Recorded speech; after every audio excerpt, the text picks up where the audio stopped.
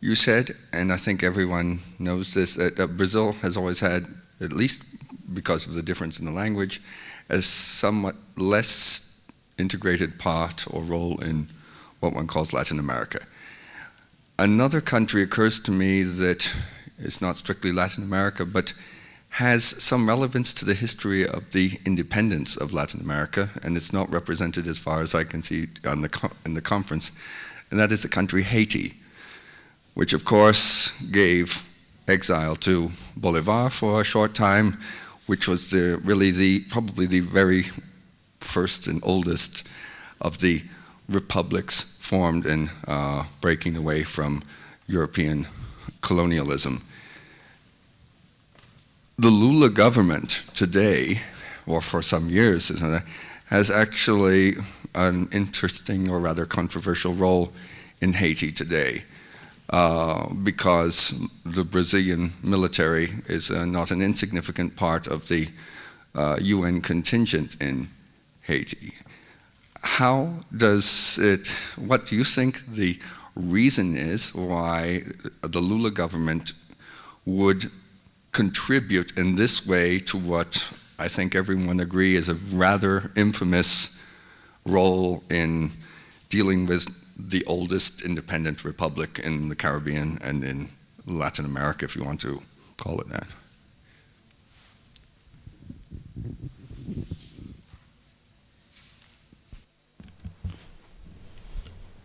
La questão da presença brasileira em Haiti, eu penso que é uma outra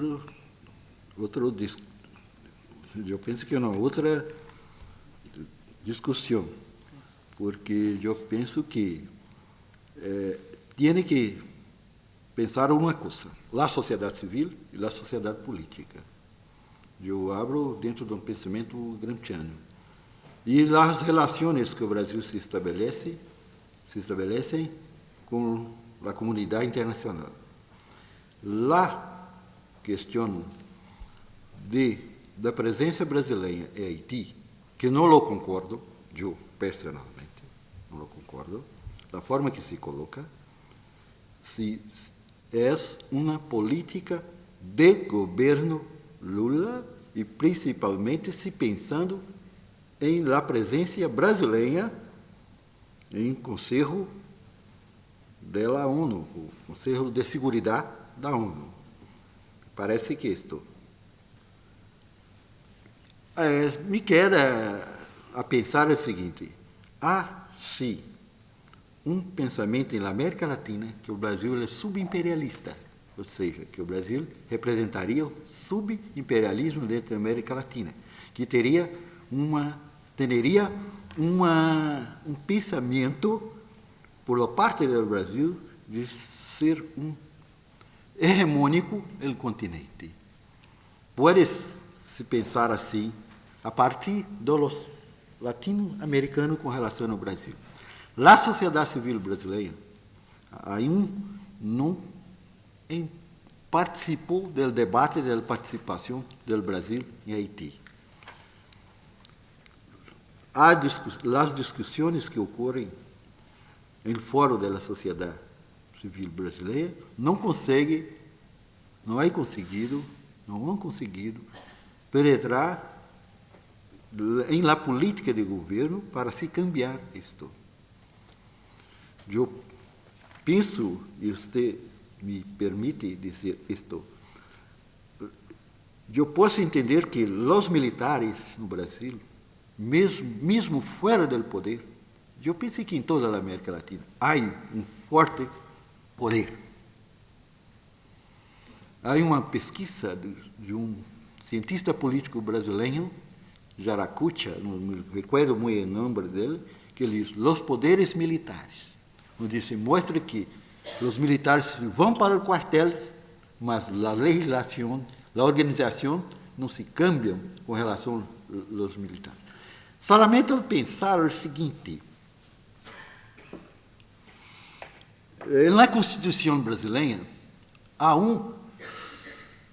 não se cambiou a função das Forças Armadas. As Forças Armadas têm uma abertura muito grande incluso para participar da vida cotidiana do país.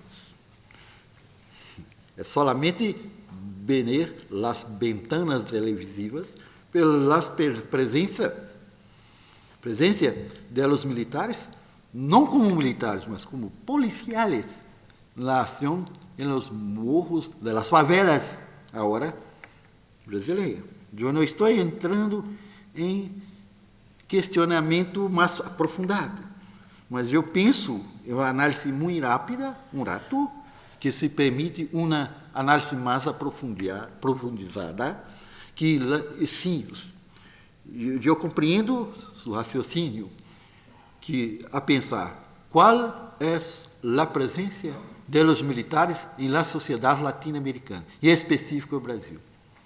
Mesmo que agora nós outros temos um Ministério da Defesa, que é um civil. Pero é muito forte. E eu penso eu, que esta questão do Haiti tem muito a ver com esta tradição de certa autonomia que tem o poder militar em Brasil, na América Latina e em especial no Brasil. Eu concordo que nós outros temos que pensar mais a respeito disso. Porque Haiti, já dizia um cantante brasileiro, se chama Caetano Veloso. Ele dizia: o Haiti é aqui, porque nós outros em Brasil temos problemas muito semelhantes do Haiti, porque nós outros saímos do Brasil e vamos a Haiti. O Haiti é aqui.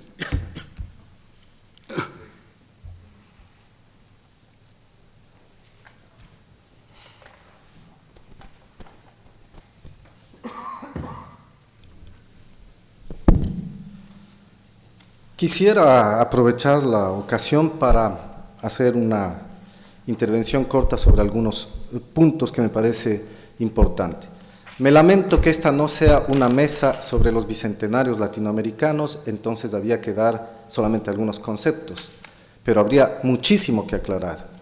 Uno, hacemos la reivindicación histórica de todos los procesos de independencia de América Latina, sin olvidar naturalmente a Haití, porque es el primer país liberado en el continente. Dos, hablamos de América Latina en los términos que el profesor brasilero ha dicho, un concepto cultural, porque de lo contrario no tenemos opción de hablar de otra región. Hablamos de Indoamérica, de Abya Yala, de Afro-Indoamérica, ¿de qué estamos hablando? Nuestro concepto América Latina incluye el Caribe y toda la región continental al sur del río, al sur de los Estados Unidos, aquello que Martí llamaba precisamente nuestra América. En la época de la independencia todos se identificaban como americanos, ni siquiera como colombiano, venezolano, argentino, porque no existen esas nacionalidades aún, están en formación.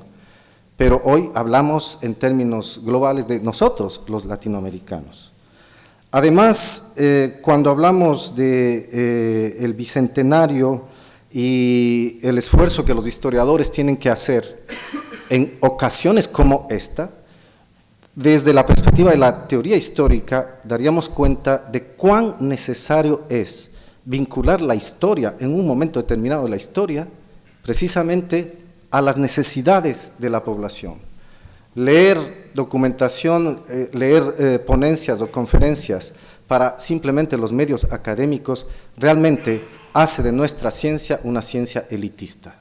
Y nosotros en el Ecuador nos planteamos el problema de cómo llegar a la población con la historia que nosotros, naturalmente, con una visión latinoamericanista, nacionalista, soberana, integradora, podíamos hacerlo, superando la versión tradicional y superando las versiones europocéntricas o norteamericanocéntricas frente a nuestros propios procesos históricos. Y eso es lo que hemos intentado.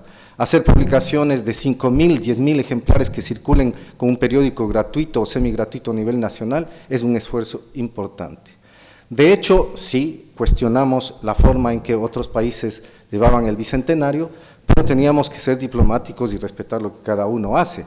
Ahora, desde el punto de vista de historiador, eso no me impide criticar esas visiones como aquella de enfatizar en que el proceso de independencia, ante todo, tiene que ver con la acción de los militares como eje de la identidad nacional en nuestros países. Eso es absolutamente falso.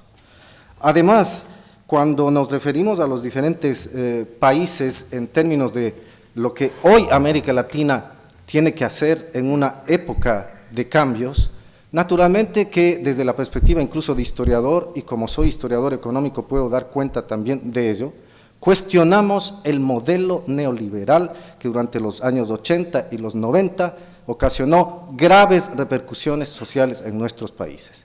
Si es que alguien quiere hablar de un modelo exitoso para su país, realmente me siento con el deseo de rebatir las informaciones económicas. ¿Dónde está ese modelo económico? Ni siquiera en Chile me pueden demostrar que sea un modelo económico exitoso. Peor en el caso de mi país, donde estamos tratando de solucionar, y no porque estemos en una coyuntura actual de gobierno, sino históricamente tenemos que superar esos viejos problemas de las sociedades que después de la independencia, un hecho legítimo, un hecho que es patrimonio histórico de los latinoamericanos, e insisto en la palabra, un hecho de orgullo para nuestros países, después de ese proceso, las repúblicas oligárquicas terratenientes liquidaron la posibilidad de construir sobre bases sociales más amplias esos conceptos que se habían forjado en pleno proceso independentista: soberanía, libertad, independencia, democracia, etcétera. Y por consiguiente, todo el siglo XIX y hasta bien entrado el XX, nuestra América Latina ha estado tratando de derrumbar ese tipo de sistemas oligárquicos terratenientes que fueron herencia de nuestra historia, difíciles de superar. Y hoy nos enfrentamos también a nuevas oligarquías y a nuevas fuerzas, no solo imperiales, sino nacionales también, que construyen sus sistemas con una exclusión social bárbara. El promedio de América Latina en cuanto a desempleo borda entre el 8 y el 10%, y el subempleo va desde el 40 hasta el 70%. ¿De qué éxito estamos hablando? Y la concentración de la riqueza es tan abismal en nuestra América Latina que la región es la primera más inequitativa en el mundo. Y por cierto, el Ecuador sigue ocupando uno de los primeros lugares de inequidad en el mundo. Eso es lo que tenemos que abatir. Y eso es lo que en un momento determinado provoca que los historiadores enfrentemos a una ciencia que se dedica o a hablar de las reliquias del pasado, o realmente tiene un compromiso también con el presente. Y no hemos renunciado, reconozco en mi calidad de historiador, no he renunciado a vincular ese pasado con el presente para tratar de construir una nueva sociedad sobre la base precisamente de comprender la historia como el camino que me permite comprender a su vez en qué situación estamos en la actualidad. Y a partir de ello, poder entonces construir un futuro determinado. Así es que la polémica habría sido interesante si es que nos dedicábamos al tema del Bicentenario. Hay mucho por hablar allí, y de hecho las publicaciones que circulan en el mundo tienen las distintas visiones desde lo que es lógico en toda ciencia social, desde los partidismos teóricos de los que parten. Pero quienes tenemos una perspectiva muy clara de que el partidismo teórico de los latinoamericanos es enfocar nuestra región con sus luchas, con sus problemas, con sus contradicciones, pero es finalmente nuestra. Esa es la historia que tenemos que estudiarla, analizarla, para verificar en ella el papel que como académicos también tenemos que jugar, sin duda no como partido político, pero sí con una visión teórica, que finalmente, como nos ocurrió en el Bicentenario, nos tocaba jugar también papeles políticos evidentes en cuanto a las conmemoraciones.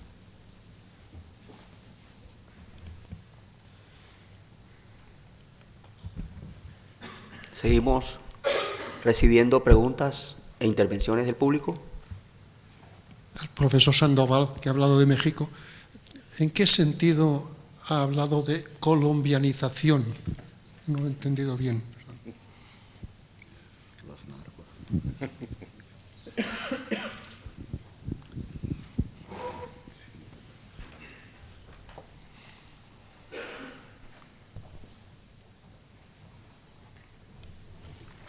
Bueno, es muy difícil pensar que habíamos vivido en condiciones de relativa paz social, ya que en México siempre, digamos, el estado de sitio era como alternativo. O sea, en el 68 el estado de sitio se implanta y desaparece. En el 71 el estado de sitio se implanta y desaparece. O sea, a diferencia de los países sudamericanos donde el estado de sitio se mantiene, la dictadura se mantiene, en México esas circunstancias son alternativas. Entonces, el proceso de colombianización es prácticamente un proceso que Hillary Clinton hoy lo caracteriza como insurgencia, narcoinsurgencia, en donde en Colombia, digamos, había las dos tendencias, por un lado las FARC y por otro lado los productores de cocaína. Estos se alían, que conforman nuevos tipos de territorios y agrandan el espacio. O sea, prácticamente si vivían en las selvas, posteriormente todo territorio colombiano, prácticamente, ya con excepción de algunos lunares, el dominio era de las FARC y de los narcos. En México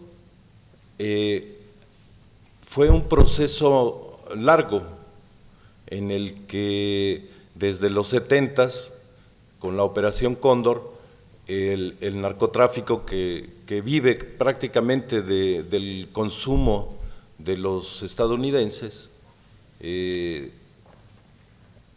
empezó a emigrar de la zona norte por la costa del Pacífico hacia el centro. O sea, pasaron de Sinaloa, de Baja California y de Sonora hacia Nayarit, hacia Michoacán, hacia Guerrero, hacia Oaxaca. Prácticamente el narcotráfico en México fue fomentado. Para el caso de Guerrero, podemos pensar que esto sucedió para el caso nacional por los propios gobernantes. O sea, en el caso de la entidad guerrerense, en el gobierno de Rubén Figueroa, él propició la siembra de estupefacientes con franquicia. Él tuvo 3 periodos de gobierno. En su primer periodo de gobierno hizo esto, en el segundo periodo de gobierno empezó a cobrar impuesto.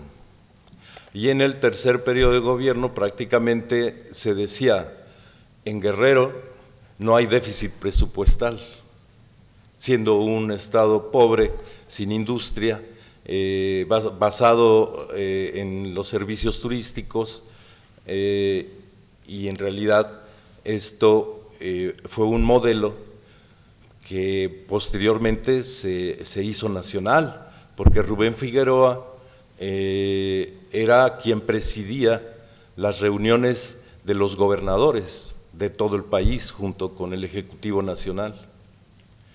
Lo que hoy queda es, digamos, la organización de los gobernadores, pero ya Guerrero no es quien preside. Ese modelo guerrerense que se hace nacional, pues es evidente que tiene ligas con Colombia. O sea, lo que se decía era que, bueno, cuando el general panameño fue hecho preso por la DEA.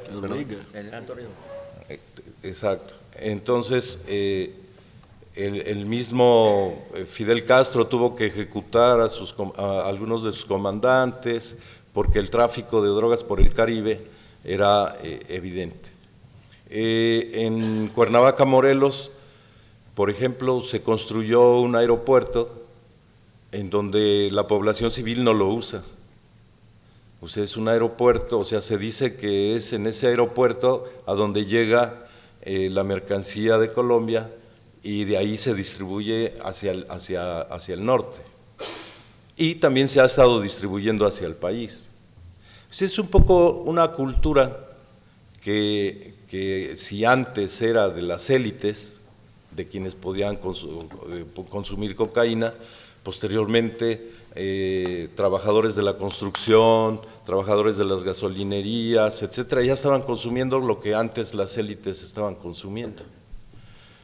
Es una nueva cultura, una cultura que va acompañada de violencia, y en eso nos puede hablar mucho el compañero colombiano, de cómo la sociedad civil colombiana tenía, ante la inseguridad, porque en ese sentido el Estado Nacional, inmerso en el neoliberalismo, incapaz entonces de ejecutar la ley, de proteger a la sociedad, de proporcionar seguridad, y entonces la sociedad civil prácticamente tiene que proporcionarse los medios.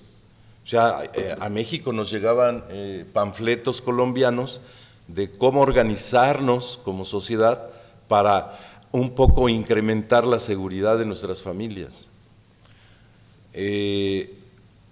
Cuando el gobierno colombiano desarrolla una política incisiva, que no fue la política de Felipe Calderón en México, sino que desarrolló una inteligencia distinta en contra del narcotráfico en Colombia, hasta que fue eliminando a los principales líderes de los cárteles, no permitiendo que la fuente financiera les permitiera seguir creciendo. Y entonces ahí es cuando se habla de que los cárteles mexicanos heredan a los cárteles colombianos. O sea, es un poco como si al caer el poder de los cárteles colombianos, los cárteles mexicanos se fortalecieron, porque entonces se dice de las ligas entre el Chapo Guzmán y los Arellano Félix con los principales carteles de Colombia, de Cali, de Medellín, etc. De ahí es de lo que estamos viviendo ahora, prácticamente una colombianización de los 80s, 90s, y que ya Colombia hoy vive otras circunstancias, y que en México se adopta una política o sea, lo que se piensa es que estábamos muy atentos hace 15 días a la legalización de la marihuana en el estado de California. ¿Por qué? Porque los más atentos eran los narcotraficantes, porque de eso iba a depender si se iba a legalizar o se iba a mantener la guerra del Estado, la supuesta guerra del Estado contra el narco. O sea, acá lo que se piensa es que es una política del gobierno de Estados Unidos, porque en esa semana que se puso en la discusión en Estados Unidos para la aprobación, el Partido Republicano dedicó miles de millones de dólares en campañas para evitar que se permitiera el uso de la marihuana en California. Y la votación fue en contra. Y por lo tanto, en esa semana solamente se hicieron incautaciones de miles de toneladas de droga en la zona fronteriza, se detectaron nuevos túneles clandestinos, porque la frontera mexicana con Estados Unidos, ustedes saben que allá no es el muro de Berlín, o sea, ya es el muro del Bravo, que llega hasta allá. O sea, vivimos, o sea, ya pasar a los Estados Unidos, o sea, somos como las pinturas de Siqueiros, o sea, los mexicanos podemos ser sacrificados como perros en las fronteras porque hay tejanos que están cazando mexicanos. Es evidente que la última ley migratoria, que incluso por simplemente tener rasgos de origen mexicano podías ser tratado como delincuente.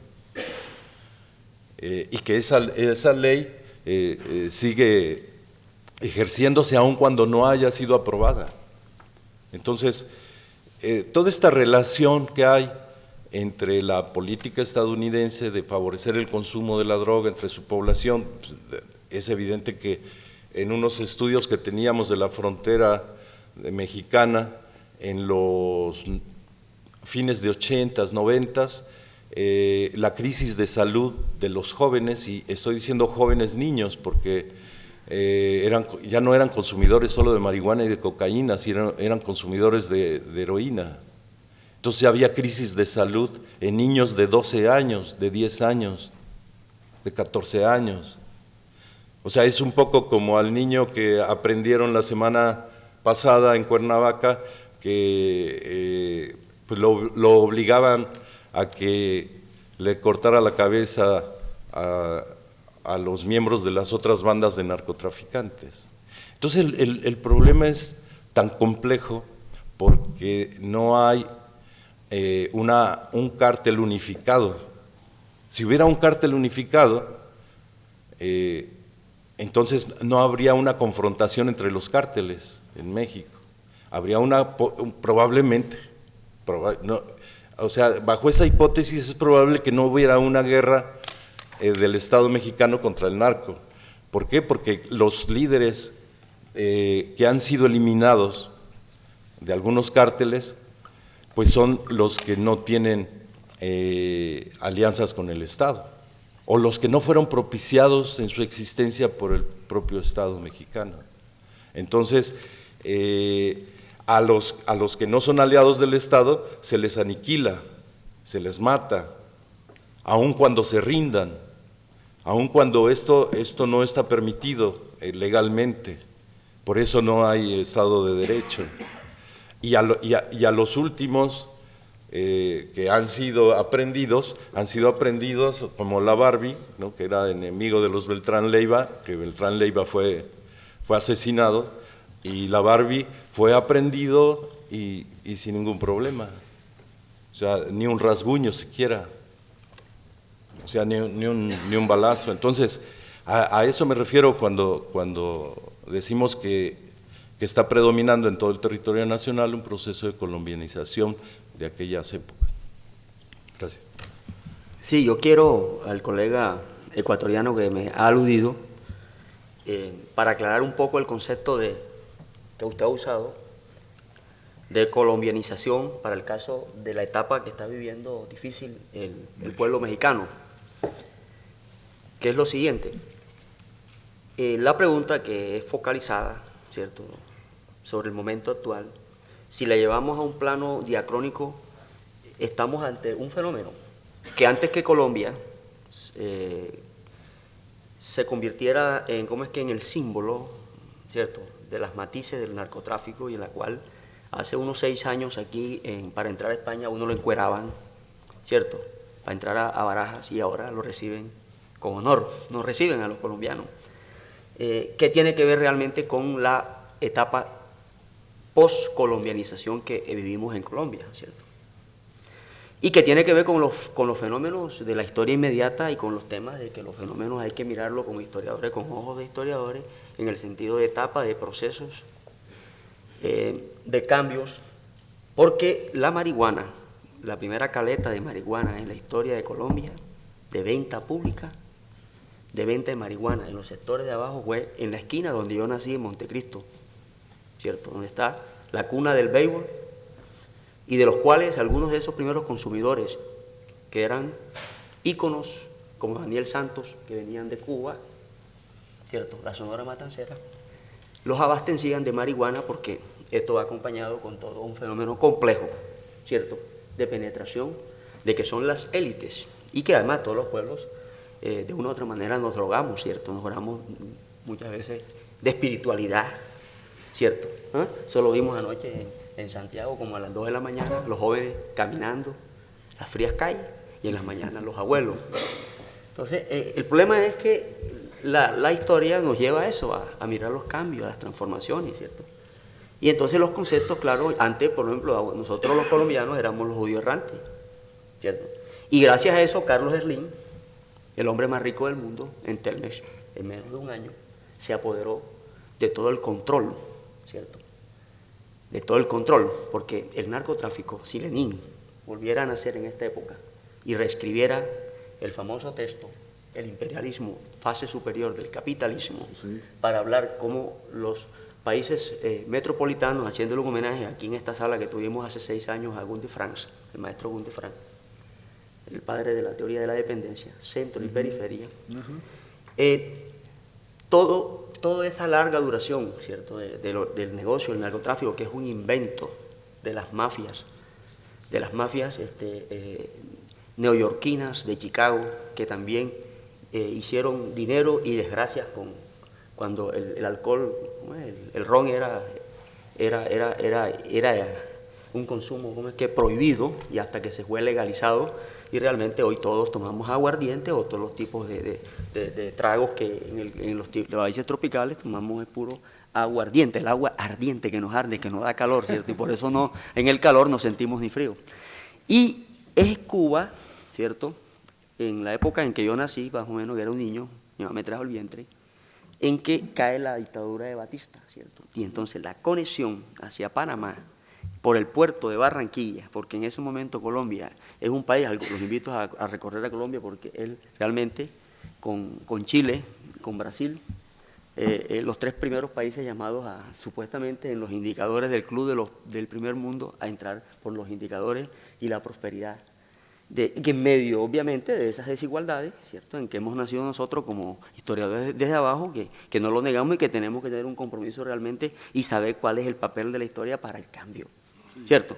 Porque en esos contextos en Colombia, no quiero tocar el tema de los efectos de ese pasado, porque muchos colegas nuestros me están mirando desde el cielo, ¿cierto?, por tocar el tema no solamente tocó a toda la sociedad civil, a la sociedad política, a la invisible, a los no visibles, a todo el mundo, ¿cierto? Eso es un fenómeno muy horrible.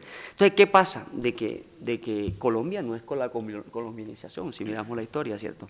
Entonces, entra el ciclo de la marihuana, entonces hay que abastecer. En Colombia no hay gringos. ¿Los gringos por dónde llegan? Bueno, viene toda esa etapa que muchos conocen de Pablo Escobar, de toda esa etapa negra, y de una debilidad del Estado que nosotros hemos vivido como académico y como profesor también de algunas universidades en alto riesgo, donde el proceso claro, en alianza con el Plan Colombia, y un proyecto, claro, de una nueva élite, ¿cierto? Hay unos cambios también ahí, solamente de las élites, sino también de la clase media, e inclusive de cambios de actitudes por parte de los académicos. Entonces, ¿qué viene? Nace el ciclo de la marihuana, y la marihuana tuvo que ver con el contexto de la Guajira, ¿cierto? Fueron los indígenas, de todos los caciques, y luego viene el otro negocio, que es el negocio ya de la droga, pero Colombia no era un país cultivador, sino eran mulas que iban a los Estados Unidos, y los que llevaban, digamos, los primeros televisores, los primeros, digamos, van llevando y van modernizando el país hasta que viene ese tema del cual muchos no nos queremos acordar. Hoy estamos en una etapa en que prácticamente ha sido superado ese problema, y que los temas del narcotráfico hacen parte de las narconovelas que muchos españoles disfrutan, como Las tetas, sin tetas no hay paraíso, donde se muestra que los capos que una vez fueron recostados y han desaparecido, y que realmente a través de que el Estado con la seguridad democrática ha ido controlando, ¿cierto?, las zonas inhóspitas montañosas, se han recostado para Venezuela y se han tenido que ir con sus aliados, regresando donde realmente se ha iniciado el fenómeno, que fue en los Estados Unidos. Entonces yo quería agregar esto para que nuestro amigo de la Abadía de Montserrat tenga en claro, porque yo creo que él es un hombre que tiene muchos recuerdos, ¿cierto?, de nuestro país, y muchos recuerdos muy hermosos.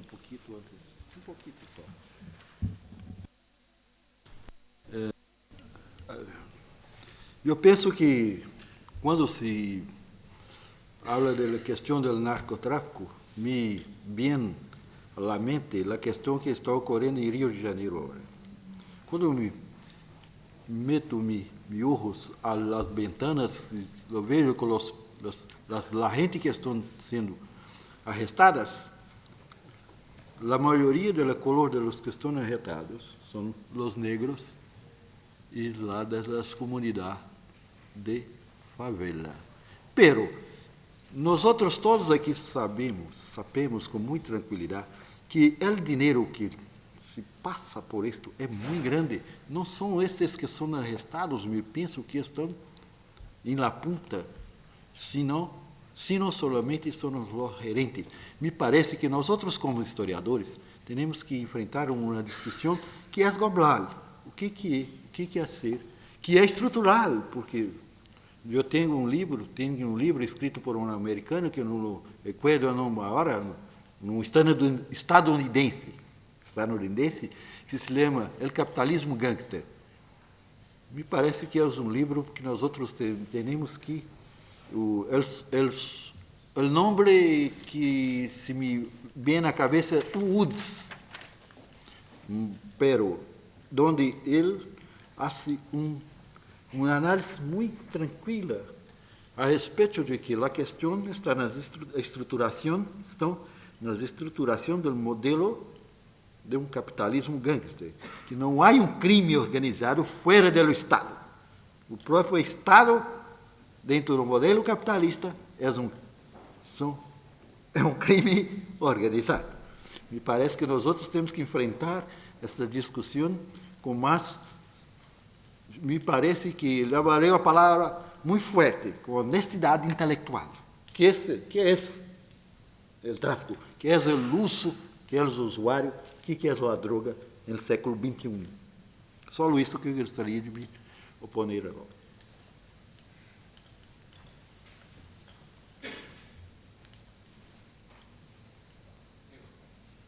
Bueno, perdón, ya se escucha. Mi nombre es Arturo Valencia Ramos, yo soy de la Universidad de Sonora, del Departamento de Bellas Artes. Sonora es un estado de México, por tanto soy latinoamericano. Amo a América Latina, en toda la extensión de la palabra. Amo a mi país muchísimo. Y yo no es pregunta lo que voy a hacer, es más bien un comentario. Si tuviéramos que estar en un aula de clases como profesores de historia de América Latina, ¿con qué empezamos? ¿Con el narcotráfico hacia atrás o con la independencia hacia adelante? Por decir una periodización X. ¿Sí? El narcotráfico no es el gran problema latinoamericano. Hay problemas más serios en América Latina. Y digo América Latina, digamos refiriéndose a lo que decía el colega, desde la historiografía norteamericana siempre ha tendido a dividir los estudios latinoamericanos. Entonces hablamos de la historia de Argentina, de Chile, etcétera, etcétera, que en efecto sí las hay, por supuesto, ¿no? Se desarrolló durante mucho tiempo, en los 60, 70, un discurso político de la unidad latinoamericana, pero era discurso político, pues, ¿no? Yo concuerdo con el colega en que es difícil la unidad latinoamericana. Lo vemos simplemente en las disputas Perú, Ecuador, Chile, Argentina, en la Guerra del Pacífico, todo lo que significó desde el siglo XIX, etcétera. Ayer estaba escuchando a los colegas europeos hablar sobre el futuro de Europa y con ciertos temores por lo de la ampliación. Pero bueno, estaban viendo un futuro. Yo en esta mesa no vi futuro. Como que mi país, como que no tiene futuro, como que América Latina no tiene futuro.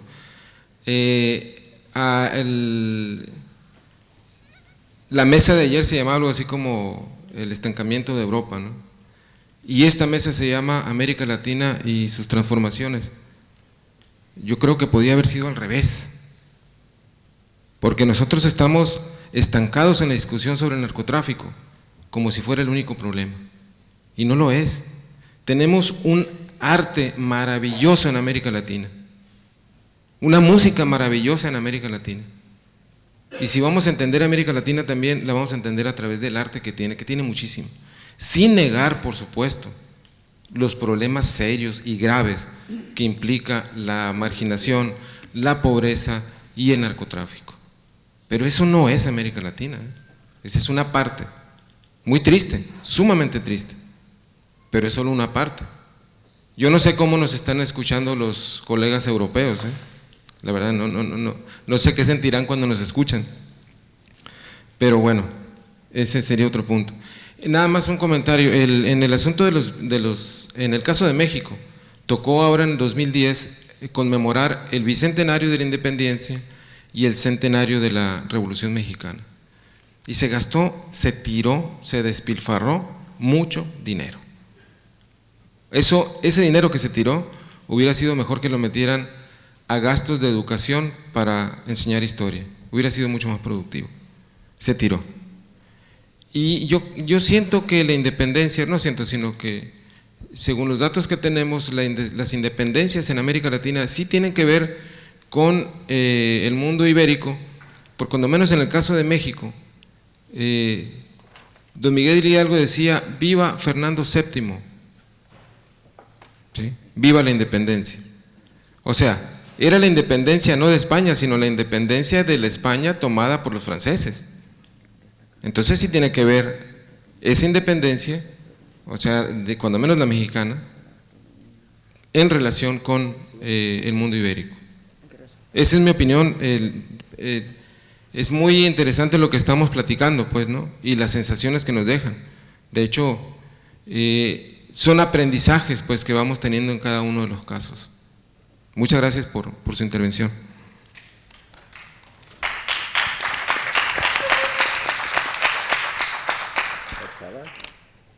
Gracias, Arturo. ¿Qué colega quiere responderle por una pregunta? Creo que nos alude a todos los que estamos aquí representando cada uno de los países. Lástima que no tengamos, por ejemplo, representación de historiadores chilenos, más brasileños y más peruanos, porque la verdad es que estoy de acuerdo contigo, Arturo, ¿cierto? Lo que tú acabas de decir, lo que acabas de plantear. Disiente con el debate que hicimos ayer sobre el tema de los europeos. Lo que pasa es que el autoflagelo corresponde a algunas historiografías académicas que son fundamentalistas, muy fundamentalistas, ¿cierto?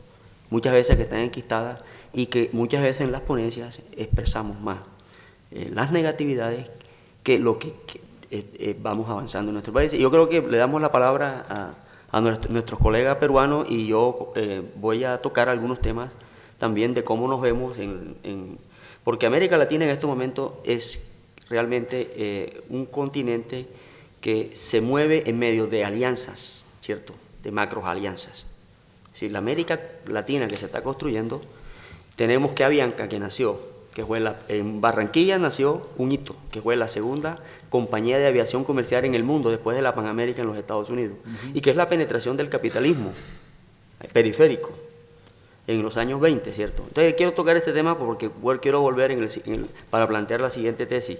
Hoy esa empresa, que es la principal empresa de Colombia, está aliada a Efromovis, que es donde está el colega brasilero, y realmente tenemos una modernización, claro, en algunos, sin qué estamos avanzando, ¿cierto? Porque yo creo que esa no es la visión, y estoy de acuerdo con Arturo, porque es caer realmente en esas viejas historiografías de las cuales yo disiento, a pesar que como miembro de Historia Debate nosotros también tenemos que tener un papel, ¿cierto?, de objetividad en cuanto a emitir los juicios, ¿cierto?, de valores en torno a quienes ganan y quienes pierden, no solamente como ciudadanos, sino como académicos y como, obviamente, defensores de nuestro papel realmente en participar, realmente, no solamente en la transformación de nuestro paradigma, sino también de una sociedad más democrática y objetiva en cuanto al conocimiento científico que vamos a generar. Entonces yo quiero que el colega que ha pedido la palabra le responda a Arturo y luego damos la palabra a todos este panel. En realidad no era para responder a nada específico. Perdón, no era para responder a nada específico en un comentario. Pero sí queremos que sea específico. Bueno, voy a ser muy específico en realidad, porque quisiera reinsistir. Las identidades tienen usos para separar y usos para integrar. La identidad latinoamericana tiene un uso específico que a mí me parece útil y reivindicable, en cuanto que nos sirve para contrastar la experiencia de los países latinoamericanos en su relación con los Estados Unidos. Si nos interesa entender fenómenos de políticos, históricos, económicos en estos países al sur de los Estados Unidos en relación con Estados Unidos, conviene esa identidad que nos integra y que nos homogeniza. Pero ahora quiero hacer una brevísima reflexión. Quiero preguntarme aquí con ustedes qué significa para el pueblo Ashaninka el bicentenario de la independencia del Perú. El pueblo Ashaninka es la etnia amazónica más grande en el Perú, más o menos 80.000 personas. Es un pueblo que recientemente ha sufrido enormemente a raíz de la guerra con Sendero Luminoso. Tienen la suerte, en cierta medida, de no habitar tierras que sean de interés para transnacionales. La suerte porque entonces, si las habitasen, sus problemáticas serían otras. ¿Cuál es la agenda política del pueblo Ashaninka en cuanto tal? Para mí, como lo veo yo, en primer lugar, el reconocimiento de su identidad cultural como Ashaninkas. Es decir, el reconocimiento de su diversidad lingüística, de su especificidad cultural y de su historia. No es el proyecto ilustrado de convertirse en ciudadanos de una república nacional. No lo es. El proyecto de la independencia del Perú no es el proyecto del pueblo Ashaninka. El proyecto del pueblo Ashaninka es más bien, en primer lugar, el reconocimiento de su especificidad cultural. ¿Con qué propósito? Con el propósito de ser agentes de su propia historia, porque es una historia inevitablemente impuesta sobre ellos, una historia que solamente puede transcurrir como parte de una nación, como parte del Perú. ¿Cómo son ellos agentes de su propia historia, de su ingreso a la modernidad? Porque es un pueblo en donde todavía habitan cazadores y recolectores. Estuve justamente hace unos meses, una tarde, con gente que vive cazando y recolectando en el río. ¿Cómo son ellos agentes de su ingreso al mundo global y a la modernidad? Dentro de un país que se llama el Perú. Entonces, para mí el problema de las identidades, el problema de lo americano, es, en primer lugar, el reconocimiento de que una identidad, así como integra, también separa, y así como nos sirve analíticamente en ciertos contextos, en realidad nos enceguece en otros. Entonces, yo lamentablemente tengo una experiencia un poco distinta en mi universidad respecto al uso de América Latina. En mi universidad, la Universidad de Virginia en los Estados Unidos, el uso del término América Latina en el contexto académico es más bien negativo, porque se tiende a pensar que explicaciones que son aplicables o realidades que son específicas a países como Argentina, Uruguay, son también aplicables a Haití, a los latinoamericanos. Se tiende a estereotipar incluso en la comida. No es una experiencia inusual, ni que me sorprenda a mí, que un estudiante norteamericano que visite el Perú se sorprenda de que la gente no sabe qué cosa es un taco. Pero si esto es América Latina. Claro, están acostumbrados a utilizar una categoría cómoda, la categoría América Latina. Entonces, yo ahí más bien objeto esa categoría, así como la puedo reivindicar cuando se trata de ver cuáles han sido las relaciones que han tenido nuestras repúblicas y nuestras naciones con el poder imperial que tenemos al norte, y que en el caso mexicano además ha tenido consecuencias concretas y físicas y geográficas. Entonces, para mí el tema principal, cuando hablamos de América Latina en transformación, es nunca perder de vista la especificidad de los procesos. Eso en primer lugar. Y en segundo lugar, yo en realidad lo del narcotráfico lo he pasado un poco en silencio. No porque el narcotráfico no sea un tema en el Perú. El Perú es el primer país productor de coca en el mundo. Y por lo tanto, inevitablemente, como se ha visto ahora, uno de los documentos que ha revelado Wikileaks, no es cierto que las revelaciones de Wikileaks sean intrascendentes. No es cierto. Serán intrascendentes para algunos contextos y en algunos países. En el Perú en concreto, una de las informaciones que ha salido de esta revelación es que se ha revelado que la Embajada de los Estados Unidos cree tener evidencia de que altos miembros de la Fuerza Armada peruana están comprometidos con grupos de narcotráfico.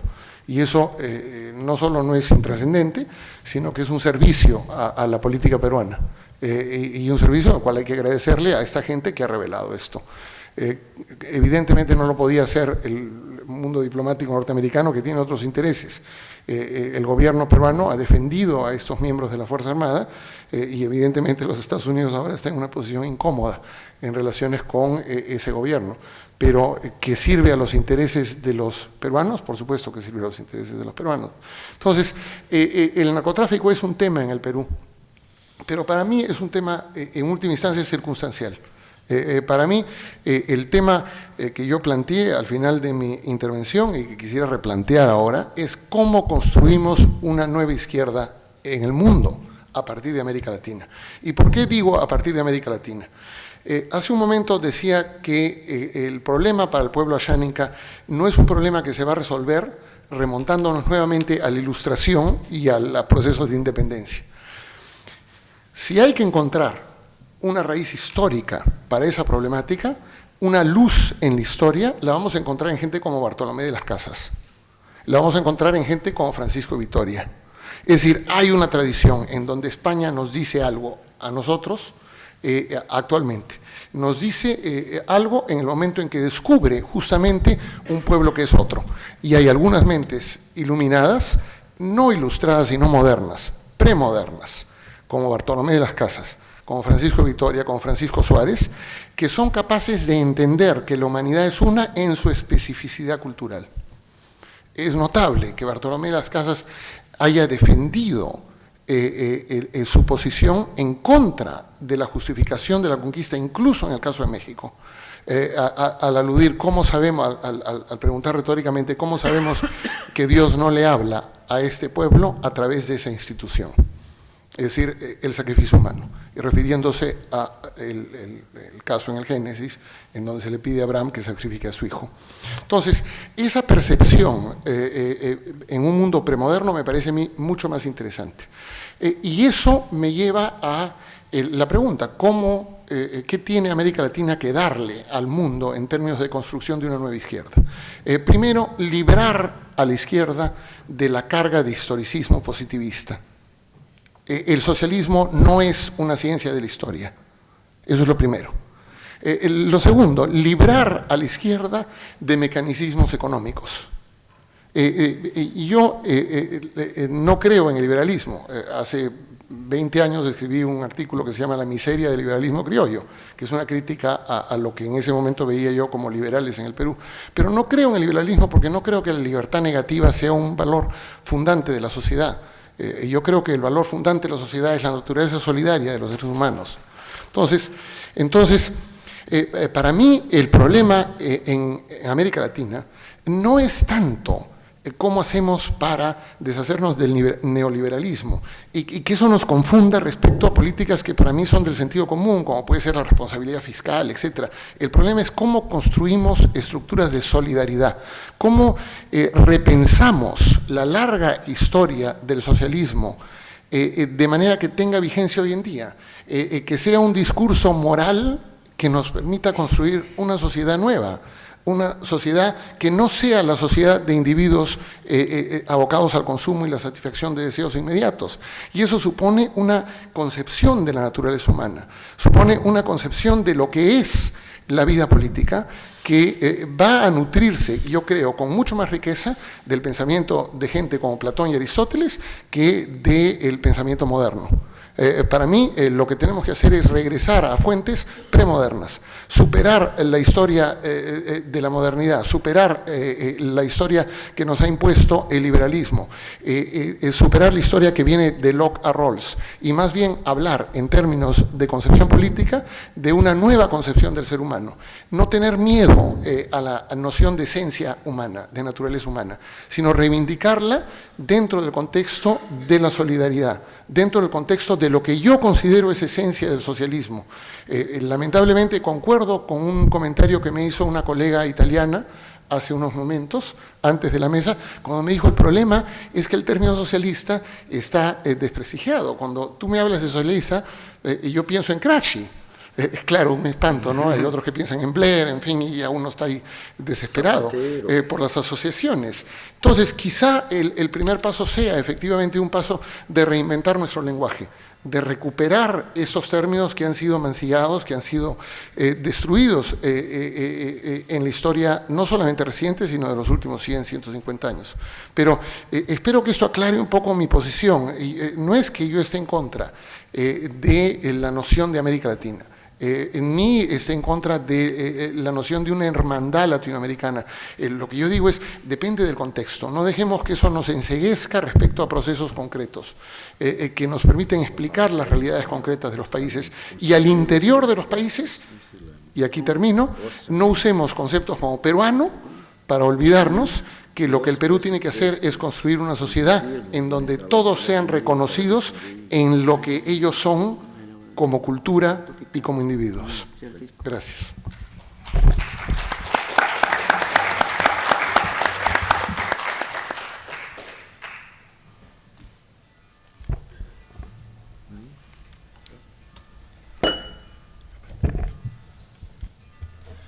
Sí, gracias. Hay varios puntos muy interesantes que los compañeros nos instan a sacar en el debate. Es evidente que uno de los últimos acontecimientos es el de que la OEA, un poco ya desligándose del yugo estadounidense, ya reconozca a Cuba. O sea, hay realmente toda una política contra los pueblos de América del Sur, de América del Centro, del Caribe, México, contra los pueblos, donde los gobiernos y los estados están o han estado, como bien dijo el compañero ecuatoriano, y hemos estado en una lucha por ya quitarnos ese peso de encima. Y esto fue un gran avance tan importante cuando Clinton fue a Brasil a ofrecer el Tratado de Libre Comercio y Cardoso le respondió que no. O sea, aquí estaban las dos posturas. O sea, una, la de que se piensa que Brasil como país emergente se podía convertir en un supuesto imperio, que está muy lejos de que esto suceda, evidentemente. Por eso que Brasil adoptó las medidas europeas cuando Estados Unidos sigue subsidiando su agricultura, sus precios, su producción agrícola, y Europa le tuvo que decir, bueno, o tú también suspendes los subsidios, o nosotros prácticamente retornamos al proteccionismo.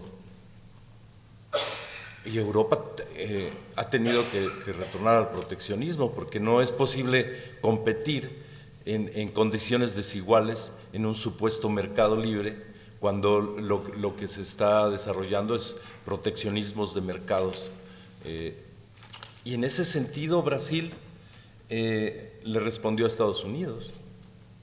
O sea, no aceptamos el Tratado de Libre Comercio con ustedes. O sea, no queremos pasar por lo que está pasando México.